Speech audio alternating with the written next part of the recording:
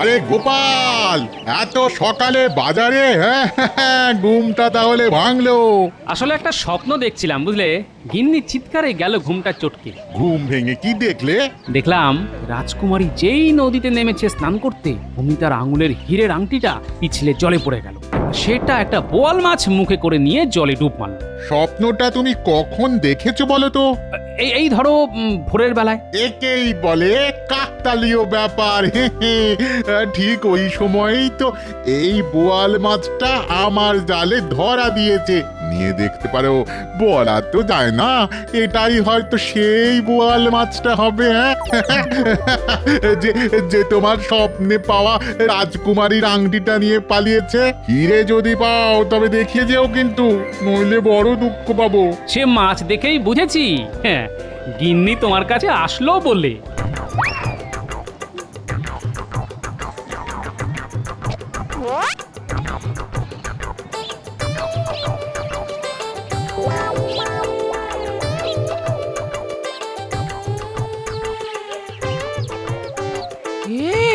এই মাছের মুখটা খুব চেনা চেনা লাগছে গো, একবার এসে দেখে যাও না। হ্যাঁ, আমারও তখন থেকে খুব চেনা চেনাই লাগছিল। কি বলো তো? আয়নায় একবার নিজের মুখটা দেখে এসো, চিনতে পারবে। হ্যাঁ, চিনেছি, একদম আমার মতো তো। কিন্তু এ মাছের পেটে যে গুপ্তধন আছে সেটা জানো কি? মাছের পেটে গুপ্তধন? তাহলে তোমার পেটেও গুপ্ত কিছু আছে, কেটে দেখতে হয়। আরে কাটোই না, কিছু না কিছু তো পাবেই। এটা মাছ না মুরগি কিনেছো? এত ডিমওয়ালা মাছের কোনো স্বাদ হয়? আচ্ছা, মাছের ডিমের বড়া কি খেতে খারাপ? হ্যাঁ, আজ বেশ জমিয়ে রাঁধো দেখি, জমিয়ে খাই। কিন্তু গুপ্তধন সেটা কোথায় গেল? মনে হয় পুকুরের জলে রোজ কয়েকশো করে ডুব মারলেই একদিন না একদিন নিশ্চয়ই পাবো। আজ দেখি কয়েকটা ডুব মেরে গুপ্তধন পাই কিনা। কয়েকটা দিন ভালো ছিল লোকটা, মাথাটা এবার বোধহয় সত্যি বিগড়েছে। বলে কিনা মাছের ডিমের ঝোল রাখতে খেয়ে পেট ছাড়বে, পেট। আমি কি করব? যাক, যতবার খুশি ততবার যাক। তার উপর নাকি পুকুরে কয়েকশো বার ডুব মারবে, তারপর ভাল্লুকের জ্বর নিয়ে তো কাঁথা মুড়ি দিয়ে শুয়ে থাকবেন। সেবা করতে গিয়ে মরবো আমি? না বাবা না, আমি এত কিছু করতে পারবো না। এলে রেখে যেদিকে দু চোখ যায় সেই দিকে চলে যাব। হ্যাঁ,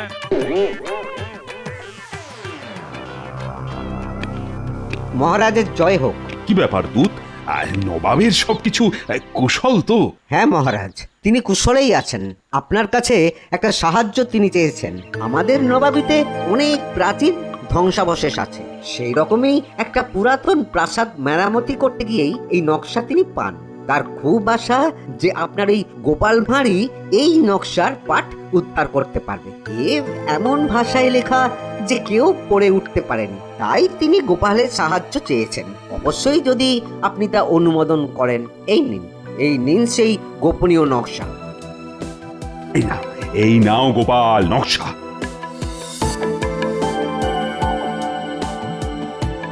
দেখো দেখি নবাবের কাছে আমার মান রাখতে পারো কিনা।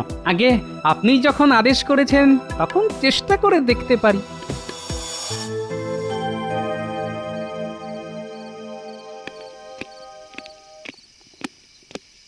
বলো, তোমার জন্য কি করতে পারি? কাজটা হলো, নবাব একটা নকশা পেয়েছেন পুরনো প্রাসাদ মেরামতি করতে গিয়ে। এতে কোনো গুপ্তধনের ইঙ্গিত আছে কিনা তা জানতে তিনি এটি মহারাজের কাছে পাঠিয়েছেন।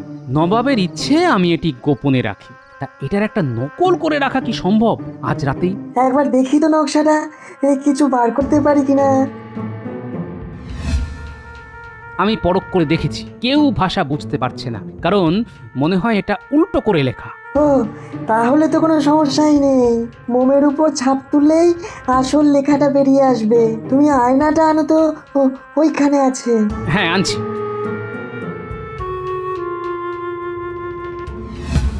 দেখো দেখো গোপাল, সামনে কোনো ভাষা দেখতে পাচ্ছ? আরে, এ তো বাংলায় লেখা, তবে বেশ কয়েকটা সংকেত লেখা আছে, সেগুলি উদ্ধার করতে হবে। কিন্তু মন্ত্রী কি এই নকশা ছেড়ে দেবে? ও ঠিক চুরি করবে। তাই ভাবছি কি করব। চিন্তা করো না, আমি মোমের উপর ছাপ তুলে রাখছি। সেটাই আসল নকশা। এখন যেটা হাতে আছে সেটা চুরি গেলেও তুমি নিশ্চিন্ত থাকতে পারো, ওই উল্টো ভাষা আর কেউ পড়তেই পারবে না।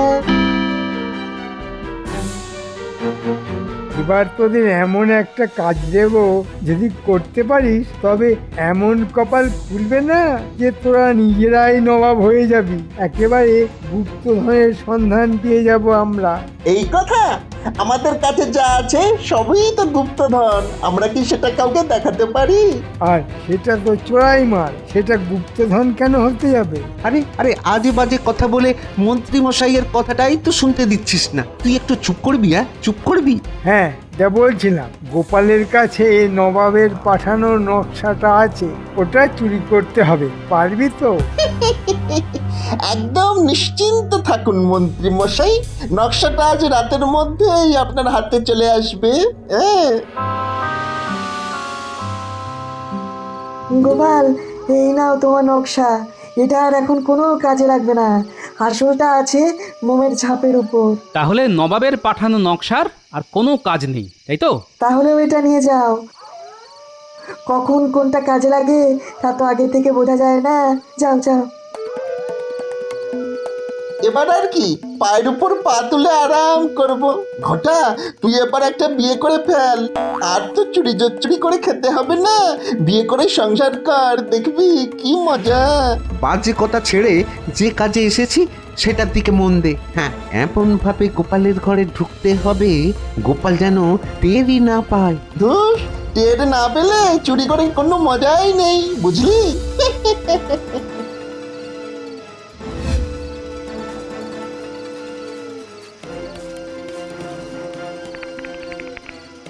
একটা আওয়াজ শুনতে পাচ্ছ? মনে হচ্ছে চোর এসে গেছে। ও এই হাই হাই হাই, এখন আমার কি হবে গো? কি আর হবে? নকশা যখন উনুনে দিয়ে দিয়েছো তখন কি আর তা ফেরত পাওয়া যাবে? উফ, নবাবের কাছে সম্মান একেবারে মাটিতে মিশে গেল। নবাবকে এখন কি জবাব দেবো বলো তো? কি শুনছি রে, গোপালের গিন্নি নবাবের নকশা পুড়িয়ে ফেলেছে? হ্যাঁ, এই জন্যই বলেছিলাম তেলে কাঁঠাল আর গোঁফে গাছ, বুঝেছিস? ওরা এত দেরি করছে কেন? গোপাল কি ধরে ফেললো নাকি? ওরা যদি আমার নাম বলে দেয় তাহলে তো খুব মুশকিলে পড়ে যাব। কি রে, নকশা পেয়েছিস? না, এবারও হলো না। আমাদের কপালে গুপ্তধন নেই মন্ত্রী মশাই। আরে সে কথা পরে হবে, আগে বল নকশাটা কোথায়? গোপালের গিন্নি উনুনে আগুন জ্বালাতে গিয়ে নকশা পুড়িয়ে ফেলেছে। সেটা তোরা জানলি কি করে? নিজের কানে শুনে এলাম, গোপাল তার গিন্নিকে বলছে তোমার জন্যই আমার গুপ্তধন পাওয়া হলো না। আর তার গিন্নি হাউমাউ করে কাঁদছে। কি বলছিস রে তোরা? গোপালের গিন্নি নবাবের দেওয়া গুপ্তধনের নকশা পুড়িয়ে ফেলেছে। এবার নবাব তো ওকে শুলে চড়াবে। মহারাজও গোপালকে বাঁচাতে পারবে না। এক পক্ষে ভালোই হয়েছে, গুপ্তধন পেতাম কিনা জানা নেই, কিন্তু গোপালের এবার মুন্ডু কাটা যাবে। বাঁচলাম বাবা।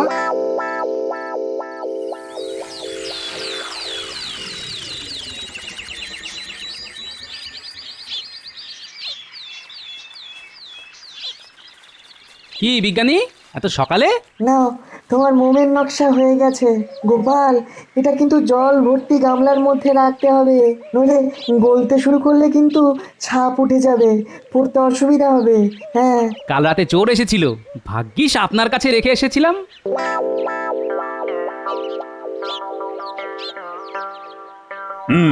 তা গামলায় কি আনলে গোপাল, তাও আবার রাজসভার মধ্যে?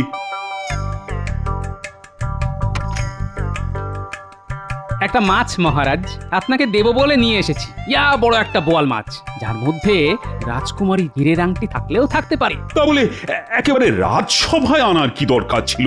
মহারাজ, চোরের ভয়ে আজকাল মাছ চোর খুব বেড়ে গেছে। দেখো গোপাল, তোমার কথার হিয়ালি ধরার মতো বুদ্ধি আমার নেই। যাই হোক গোপাল, এই নকশা রহস্যের কিছু কিনারা হলো? গোপাল কি বলবে মহারাজ? বলবো তো আমি। কেন তুমি বলবে কেন? গোপালকে এই কাজের দায়িত্ব দেওয়া হয়েছিল, তা তোমার এখানে বলার কি আছে? হুম? গোপালের কিছু বলার মুখ আছে মহারাজ? আপনার অবগতির জন্য জানাই, গোপাল গিন্নি ওই নকশা উনুন জ্বালাতে গিয়ে পুড়িয়ে ফেলেছে। তা যদি সত্যি গোপাল নকশা পুড়িয়ে ফেলে, তার ছাই তোমার কাছে এলো কি করে? না মানে, আমাকে বিপদে ফেলার জন্য গোপাল সেই ছাই আমার উনুনে রেখে এসেছিল। বাবা গোপাল, তোমার বুদ্ধি তো কম নয়। তা আসল ব্যাপারটা কি বলো তো? মহারাজ, নকশায় কি লেখা আছে তা আমি পড়ে ফেলেছি, তাই নবাবের নকশাটা আমি সত্যিই পুড়িয়ে ফেলেছি। যদি অন্য কারোর হাতে পড়ে তাহলে গুপ্তধন হাতছাড়া হয়ে যেতে পারে, তাই। তাহলে কি দেখে তুমি রহস্যের সমাধান করবে? মহারাজ, বিজ্ঞানীর সাহায্যে আমি নকশার একটা ছাপ মোমের উপর তুলে নিয়েছি। সেটা অত্যন্ত গোপনীয় স্থানে রাখা আছে। এই ব্যাপারে বিস্তারিত আলোচনা করার জন্য আপনার একটু সময় আমি চেয়ে নিচ্ছি মহারাজ, অবশ্যই গোপনীয়ভাবে। নিশ্চয়ই নিশ্চয়ই, আজ রাজসভা ভেঙে গেলেই আমি আর তুমি আলোচনায় বসবো। যথা আজ্ঞা মহারাজ, সভা ভঙ্গের পরে সব আপনাকে খুলে বলবো। ঠিক আছে, ঠিক আছে।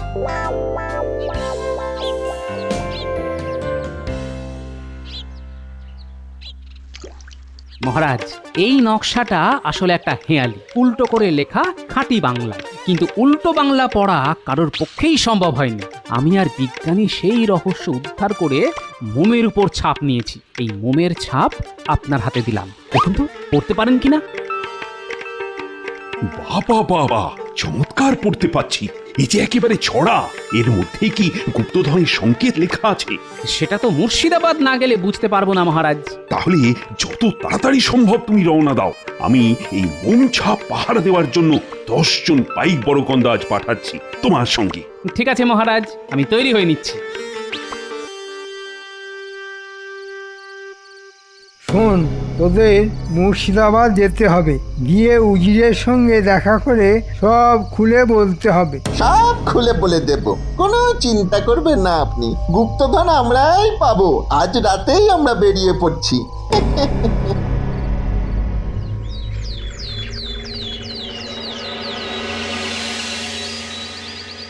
আগে উজির সাহেব, আমাদের কৃষ্ণনগরের মন্ত্রী আপনার কাছে পাঠিয়েছেন। বলো বলো, কি করতে হবে বলো। গোপাল কিন্তু এখানেই আসছে। ও গুপ্তধনের রহস্য উদ্ধার করে ফেলেছে। তিনি আপনাকে বলতে বলেছেন গোপাল যেন এই কাজটা করতে না পারে। আপনি আমাদের দিয়ে আগে ভাগেই করিয়ে ফেললে এই গুপ্তধন আপনার হবে। কিন্তু গোপাল আমাকে বলবে কেন? ও তো নবাবকেই বলবে। সেখানে তো আপনিও থাকবেন। গোপাল যা করতে বলবে সেটা ভালো করে শুনে নিয়ে আগে ভাগেই আমাদের দিয়ে করিয়ে নেবেন। হ্যাঁ হ্যাঁ, বুদ্ধিটা মন্ত্রী ভালোই ভেবেছে। দেখি দেখি গোপাল কতটা বলে। আমি জানতাম গোপাল তুমি পারবে। গোপালের কোনো তুলনাই নেই। না না না, এত করে বলবেন না, এখনো কিন্তু গুপ্তধন উদ্ধার হয়নি। তাহলে বলে ফেলো গোপাল, তোমার বুদ্ধির ঝোলাটা এবার খোলো। কি পেলে সেটা তো বলবে নিশ্চয়ই। আসলে হুজুর, বিষয়টা সবাই উদ্ধার করতে পারতো, কিন্তু যিনি এই হেয়ালি লিখে গেছেন তিনি খুবই বুদ্ধিমান। পুরোটাই উল্টো বাংলায় লিখেছেন, তাই কেউ সেটা পড়তে পারেনি। আমি সেটা বুঝতে পেরেছিলাম, তাই মোমের উপর ছাপ নিয়ে নিয়েছি। এই দেখুন, এই দেখুন সেই মোমের ছাপ। এবার পড়তে থাকুন। পেল্লাই যত কেল্লা আছে সেখান থেকে 400 পা, পূবেও না দক্ষিণেও না, উত্তরে আছে বেগুন্ধা। এর মানে তো কিছুই বুঝতে পারছি না, তুমি কি পেরেছো? জি হুজুর। আচ্ছা, এখানে পেল্লাই নামের কোনো কেল্লা আছে? তার খোঁজ পেলে কিন্তু কাজটা অনেক সহজ হয়ে যাবে। এখানে আশেপাশে তো কেল্লার কোনো অভাব নেই। তবে তবে হ্যাঁ হ্যাঁ হ্যাঁ, এক সময় বেগুন্ধা বলে একটা গ্রামের জমিদার ছিলেন পেল্লাই খান। আর একটা কেল্লা আছে। ব্যাস, তবে তো হয়েই গেল। ওখানেই যেতে হবে। মনে হচ্ছে পেল্লাই যত কেল্লা শব্দের মধ্যেই সমাধান লুকিয়ে আছে। আজ রাতেই ওখানে যাওয়া ভালো। নবাব, রাতে ওই রাস্তা খুব বিপজ্জনক।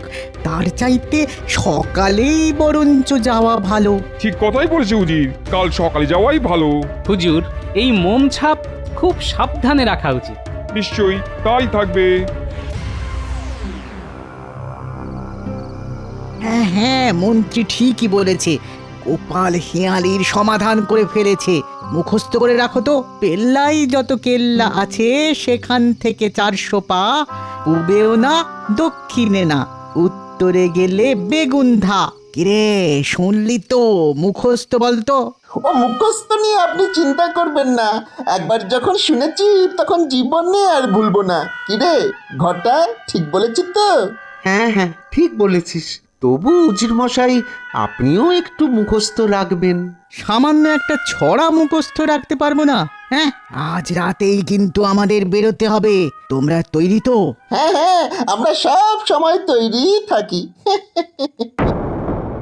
এটাই পেল্লাই খানের কেল্লা। হ্যাঁ, এরপর কোন দিকে যাবো রে? দাঁড়ান, ছড়াটা মনে করি। পশ্চিমে নয়, উত্তরে নয়, দক্ষিণে যাও বেঁকে। কিরে ঘটা, ঠিক বললাম তো? না, মনে হয় একটু ওই ভুল বলেছিস। ছড়াটা হবে দক্ষিণে নয়, উত্তরে নয়, পূব দিকে যাও হেঁটে। তোরা কি রে, একটা ছড়া মুখস্থ রাখতে পারিস না? দাঁড়া দাঁড়া দাঁড়া দাঁড়া, আমাকে মনে করতে দে। হ্যাঁ হ্যাঁ, মনে পড়েছে। পূব দিকে যাও হেঁটে। এই বটা বটা, হেঁটের সঙ্গে কি মিল যায় রে? কেন ঘেঁটের? ঘেঁটের সঙ্গে খুব ভালো মিল যায় ঘেঁটের। তোকে আমি ছড়ার মিল দেখাতে বলেছি? আসল ছড়াটায় কি ছিল? কোন দিকে যাওয়ার কথা ছিল? দেখুন, সব কটা দিক কিন্তু ভেবে ফেলেছি, একবারও কিন্তু পশ্চিমে যাওয়ার কথা ভাবিনি। আমার মনে হয় পশ্চিমে গেলে ওই গুপ্তধনের সন্ধান পাওয়া যাবে। ঘরটা একেবারে ঠিক বলেছে, পশ্চিমে যাওয়ার কথা আমরা ভাবিনি। চল চল সেদিকেই যাই, না হলে ফিরে আসবো। চলুন তাহলে, 400 পা হেঁটে গেলেই গুপ্তধন। ভাবতেই আমার এত আনন্দ হচ্ছে না, তা কি করে আপনাকে যে বোঝাই উজির মশাই। আরে আরে, কত দূর! এই অন্ধকারে আজ হাঁটতে পারছি না রে। এই তো উজির মশাই, আমরা 380 পা এসেছি, আর 20 পা এগোলেই গুপ্তধন।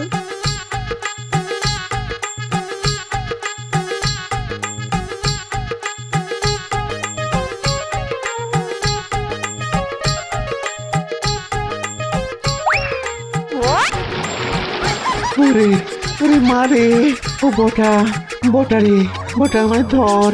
উজির মশাই, একবার এদিকে আসুন তো, ঘটাকে ধরতে হবে। হ্যাঁ হ্যাঁ, চল চল চল চল, ঘটাকে ধরি চল। আরে আমিও যে পড়ে গেলাম। চারিদিকে এত পাক। উজির মশাই আসুন না, আমাকে ধরুন। দুজনেই পড়ে গেল। আমি কি করি? ওদের আর বাঁচানোর দরকার নেই। চাচা আপন প্রাণ বাঁচা, আমি পালাই। এগি এগি, বাঁচাও বাঁচাও, মরে গেলাম মরে গেলাম।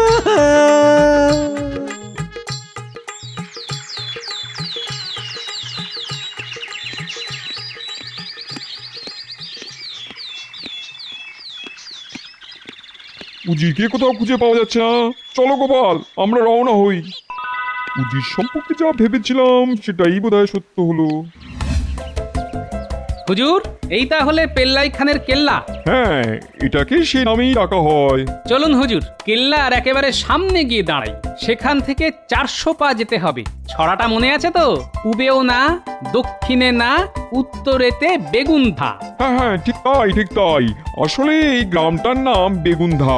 একসময় এখানকার রাজা ছিলেন পেল্লাই খান নামের এক জমিদার। তার ছিল প্রচুর ধনরত্ন, কিন্তু তার মৃত্যুর পর সেই রত্ন বা বিপুল মোহরের ভান্ডার কিছুই খুঁজে পাওয়া যায়নি। তাই সকলের ধারণা কোন গুপ্ত স্থানে তা লুকোনো আছে। এবার সেই রত্ন ভাণ্ডারের খোঁজে আমরা এগিয়ে যাই। চলুন, এক পা করে আমরা 400 পা উত্তর দিকে এগিয়ে যাই। কিরে ঘটা, এখনো বেঁচে আছিস ভাই? আমার চারিদিকে পচা জলের পাক। কি দুর্গন্ধ রে বাবা রে! আর দুদণ্ড থাকলেই মনে হচ্ছে মরে যাব। আমারও সেই অবস্থা রে বটা। আমরা একটা কাদামাটিতে পড়ে আছি, কারোর সাহায্য ছাড়া আমাদের ওঠার কোনো উপায় নেই রে। বাঁচাও বাঁচাও বাঁচাও, কে কোথায় আছো? আমাদের বাঁচাও। গোপাল, আমরা ঠিক কপা হেঁটে এলাম? একদম 400 পা। এবার যেখানে আছে বেগুন্ধা থেকে 100 পা বেঁকে বাম দিকে যাও চলে, দেখতে পাবে জলে একটা মস্ত মাছ। গুপ্তধনের আঁচ। নবাব বাহাদুর, এবার আমাদের 100 পা বাঁদিকে যেতে হবে। সেখানে নিশ্চয়ই কোনো পুকুর আছে, আর সেখানেই আছে গুপ্তধন। চলুন বাঁদিকে এগোই, মাত্র 100 পা।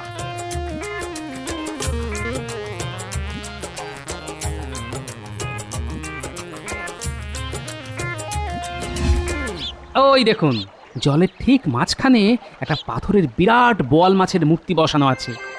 মনে হচ্ছে ওই মাছের পেটের মধ্যেই রত্ন লুকানো আছে। আমি জলে নামবো। খুব সাবধানে। ঘটা, তোর জন্যই এমনটা হলো। তোর কথাতেই পশ্চিম দিকে হেঁটেই আমাদের এই দশা হলো। হুজুর, এই বোয়াল মাছের মূর্তিটা আসলে একটা পাথর, নিচটা মাটিতে গাঁথা, ওপরে মাছের মূর্তি বসানো হয়েছে। দেখুন, বোয়াল মাছের মুখে হাত ঢোকালাম, এই এলো রত্নের 2-1 টুকরো। তার মানে এখানে গুপ্তধন আছে। আপনি লোক লাগিয়ে এই বোয়াল মাছের মূর্তিটাকে পাড়ে নিয়ে যান হুজুর। তোমার জন্য চিন্তা হচ্ছে, তুমি আগে পারে এসো। এখান থেকে আর উদ্ধার পাওয়ার কোনো উপায় নেই না রে। আমাকে জিজ্ঞেস করে কি লাভ? হ্যাঁ, উজির মশাই কি বলছে সেটা আগে শুনি। বাঁচতে গেলে হাঁটতে হবে, কোনো না কোনো দিকে তো উঠবই। তাহলে এই বোয়াল মাছের মূর্তিটাকে আগে ভাঙা হোক, দেখা যাক মাছের পেটে কত রত্ন আছে। এই কে আছো? এই মূর্তিটাকে ভাঙো। এই অর্ধেক রত্ন তোমার গোপাল, তোমার যা ইচ্ছা তাই নিয়ে যাও। না হুজুর, আমি শুধু রাজাজ্ঞা পালন করেছি মাত্র। তবে তবে হুজুর, ওই হীরের আংটিটা আমি নেব। ওই আমি গিন্নির হাতে পরিয়ে দেব। নিশ্চয়ই নিশ্চয়ই। গিন্নি, তোমায় সেই স্বপ্নের কথা বলেছিলাম না? সারা দিন তো স্বপ্নের মধ্যেই থাকো, হ্যাঁ? তা কোন স্বপ্নটা বলো তো? ওই যে বোয়াল মাছের পেটে রাজকুমারীর হীরের আংটি। হ্যাঁ হ্যাঁ, ওইসব আজগুবি স্বপ্নের কথা রোজই শুনি, রোজই। এখন বাবা আমার স্বপ্ন শোনার সময় নেই। হ্যাঁ, দেখো দেখো স্বপ্ন কিভাবে সফল হয়। সেই রাজকুমারীর হীরের আংটি এখন আমার হাতে, দেখো। আরে আরে আরে আরে, সত্যি তো হীরের আংটি। কোথায় পেলে? হ্যাঁ, বোয়াল মাছের পেট চিরে গো, তোমার জন্য গুপ্তধন নিয়ে এসেছি গিন্নি। ও মা, তোমার কি বুদ্ধি গো!